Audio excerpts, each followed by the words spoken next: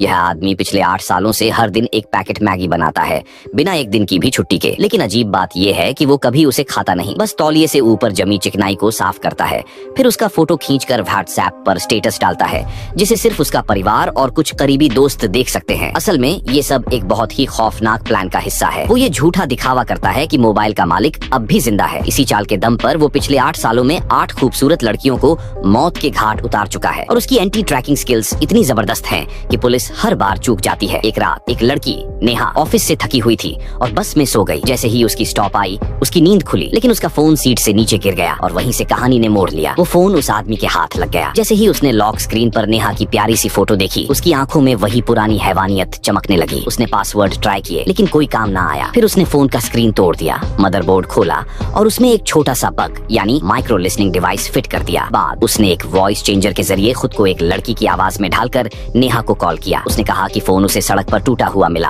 और वो उसे ठीक करवाने के लिए सर्विस सेंटर ले जा रहा है। नेहा को एक लोकेशन दी गई, एक पुरानी सी बिल्डिंग का एड्रेस। जब वो वहाँ पहुंची तो बिल्डिंग के कॉरिडोर में लगभग अंधेरा था और मुश्किल से ही कोई फ्लैट आबाद लग रहा था। अंदर पहुंचते ही उसे अपना फोन टेबल पर रखा दिखा। स्क्रीन टूटी हुई थी। एक आदमी जो खुद को रिपेयर टेक्नीशियन बता रहा था, नेहा से बोला कि एक फॉर्म भरना होगा। बिना सोचे समझे नेहा ने अपनी डिटेल्स दे दी, जिसमें उसका फोन पासवर्ड भी शामिल था। फिर उसने स्क्रीन रिप्लेस कर दी और उस पासवर्ड की मदद से फोन अनलॉक कर लिया। उसने उसमें एक स्पाईवेयर ऐप इंस्टॉल किया, जिससे फोन की सारी इंफॉर्मेशन उसकी डिवाइस से सिंक होने लगी। नेहा को कुछ समझ ही नहीं आया। उसे लगा सब कुछ ठीक है। उसने उस आदमी का शुक्रिया अदा किया और चली गई। लेकिन उस आदमी के पास अब नेहा की जिंदगी की चाबी थी। वो हर दिन नेहा की लोकेशन, चैट्स, नोट्स, कैमरा और माइक्रोफोन से जुड़ी हर हरकत को लाइव ट्रैक करने लगा। जब नेहा ऑफिस में होती, वो उसके घर में घुस जाता और उसकी आदतें, पसंद नापसंद सब कुछ एक डायरी में नोट करता। अब उसके शिकार की बारी थी। उसने डायरी में लिखा, टारगेट नंबर 9 नेहा। कुछ दिन बाद वो नेहा के ऑफिस के पास पहुंचा।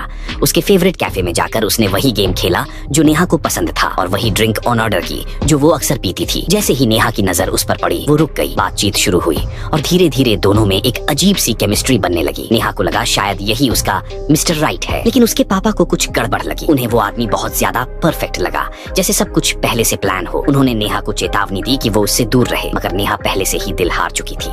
उसने अपने पापा से बहस कर ली और सारी बातें उस अजनबी के सामने खोल दी। बिल्कुल नहीं जानती थी कि ये सब पहले से रिकॉर्ड हो रहा है। उसी रात जब नेहा गहरी नींद में थी, उस आदमी ने फिर से उसका फोन कंट्रोल करना शुरू किया। उसने उसके पापा को एक मैसेज भेजा, सॉरी पापा, आज जो हुआ वो मेरी गलती थी। फिर एक और मैसेज भेजा, एक लिंक के साथ, जिसमें लिखा था, प्लीज इस पर वोट कर दो, बहुत जरूरी है। पापा ने बिना कुछ सोचे लिंक ओपन कर लिया। उसी वक्त उनका फोन भी उस आदमी के जाल में फंस गया। कुछ देर बाद उन्हें एक डिलीवरी का मैसेज मिला। जब उन्होंने दरवाजा खोला तो वाकई बाहर एक डिब्बा रखा था। पापा को लगा शायद नेहा ने भेजा है, लेकिन जैसे ही उन्होंने बॉक्स खोला, वो आदमी उनके